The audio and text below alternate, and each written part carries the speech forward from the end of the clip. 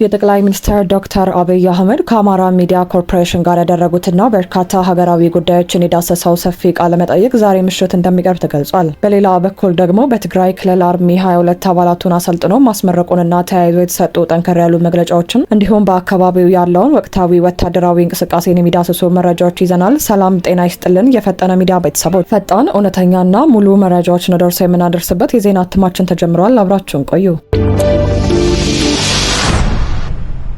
የጠቅላይ ሚኒስትር ዶክተር አብይ አህመድ ከአማራ ሚዲያ ኮርፖሬሽን ጋር ያደረጉት ሰፊ ቃለ መጠይቅ ዛሬ ምሽት እንደሚቀርብ ይፋ ሆኗል። ቃለ መጠይቁ ሙሉ በሙሉ ከመተላለፉ በፊት በቅድመ እይታ በተለቀቁ አጫጭር የቪዲዮ ምስሎች ምክንያት የብዙዎችን ትኩረት ስበዋል። እንደ አማራ ሚዲያ ኮርፖሬሽን መረጃ በቅድመ እይታው ላይ ጠቅላይ ሚኒስትሩ በሀገራዊ ፖለቲካ፣ በሰላምና በስልጣን ዘመናቸው ባጋጠሙ ፈተናዎች ላይ ትኩረት ያደረጉ ሀሳቦችን አንስተዋል። ከፕሪቶሪያው የሰላም ስምምነት ባሻገር ከቀድሞ የአማራ ክልል ፕሬዚዳንት ዶክተር አምባቸው መኮንን ጋር ያደረጓቸው ውይይቶችና ከቀድሞ የሀገር መከላከያ ሰራዊት ጠቅላይ ኤታማዦር ሹም ጀነራል ሰዓረ መኮንን ጋር በነበራቸው የቀደመ የትምህርት ቤት ጊዜያት ላይ ተናግረዋል። መንግስታቸው ከ2010 ዓ.ም ጀምሮ ያስተዋወቀውን የለውጥ ሂደት፣ የተመዘገቡ ውጤቶችንና የገጠሙ ፈተናዎችን የዳሰሱ ሲሆን የሚቀጥሉት 5 ዓመታትም ለመንግስታቸው እንቅልፍ የማያስተኛና ከባድ እንደሚሆን ገልጸዋል። የአማራን ህዝብ እንደ ህዝብ ጠላት አድርጎ የፈረጀው ማን ነው? እንዲሁም በኢትዮጵያ ላይ ሴራ ለሚጠነስሱ ኃይሎች መሳሪያ የሚያስጠጥቀውስ ማን ነው? የሚሉ ጥያቄዎችን ሲያነሱ ተስተውለዋል። ይህ ቃለ መጠይቅ ይፋ የሚደረገው በሀገሪቱ በተለይም በአማራ ክልል ያለው የደህንነትና የፖለቲካ ውጥረት ባልረገበበትና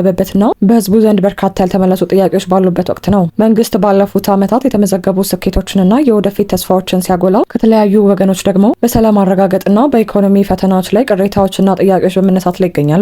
ከቃለ መጠይቁ በኋላ ዝርዝር መረጃን ይዘን እንመለሳለን። ወደ ቀጣይ ዜናችን አለፍን።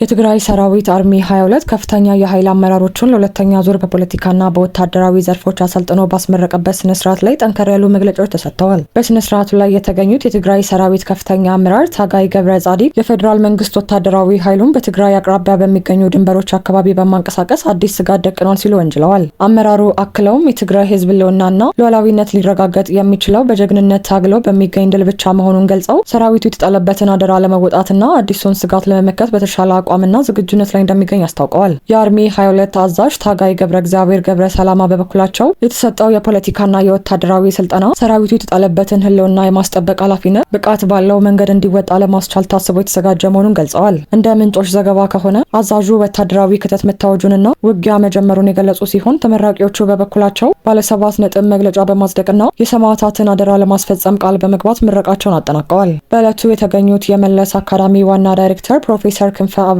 የትግራይ ህዝብ አሁንም በውስብስብ ፈተናዎች ውስጥ እንደሚገኝ ጠቅሰው ሰራዊቱ የቀደሙ ተግዳሮቶችን አልፈው ወደ ፕሪቶሪያው የሰላም ስምምነት እንደደረሰው ሁሉ አሁንም የተሰጡትን ተልዕኮች እንደሚያሳካ እምነት እንዳላቸው ገልጸዋል። በሌላ በኩል ከአማራ፣ አፋርና ትግራይ አወሳሰን አቅጣጫዎች በተገኙ መረጃዎች መሰረት በሀገር መከላከያ ሰራዊትና በትግራይ ኃይሎች መካከል ከፍተኛ ወታደራዊ መፋጣጥ መኖሩ ተጠቅሷል። በአካባቢዎቹ የከባድ መሳሪያዎች ዝውውርና የወታደራዊ እንቅስቃሴ ምልክቶች እየታዩ ቢሆንም በፌዴራል መንግስቱና በትግራይ ኃይሎች መካከል እስካሁን ባለው ሰዓት ድረስ ምንም አይነት ቀጥተኛ የተኩስ ልውውጥ አለመጀመሩ ተረጋግጧል። ይህ በእንዲህ እንዳለ የትግራይ የሰላም ኃይል በሚል የሚጠራው አካል ህወሓትን ከመቀሌ በማስወጣት ከተማዋን ለመቆጣጠር የሚያስችለውን አጠቃላይ ዝግጅት ማጠናቀቁን ቡድኑ አስታውቋል። በቀድሞ የትህነግ ከፍተኛ ወታደራዊ አዛዦች በወዲ አንጥሮ፣ በጀነራል ጉዑሻ ገብረና በጀነራል ከበደ ፍቃዱ እንደሚመራ የተገለጸው ይህ አካል መቀሌ መሽጎ ይገኛል ያሉትን አካል በማስወጣት ለትግራይ ህዝብ ሰላምና ዲሞክራሲን ለማረጋገጥ ሙሉ ወታደራዊ ዝግጅት ማድረጉን ገልጸዋል። የቡድኑ ወታደራዊ አዛዡ በሰጡት ማብራሪያ በርካታ ታጣቂዎች ከህወሓት መዋቅር በመውጣት ወደ ታችኛው ክልል አቅጣጫዎች የተቀላቀሉ እንደሚገኙ ጠቅሰው ይህም የውስጥ መከፋፈል የአካባቢውን ወታደራዊና ፖለቲካዊ ሁኔታ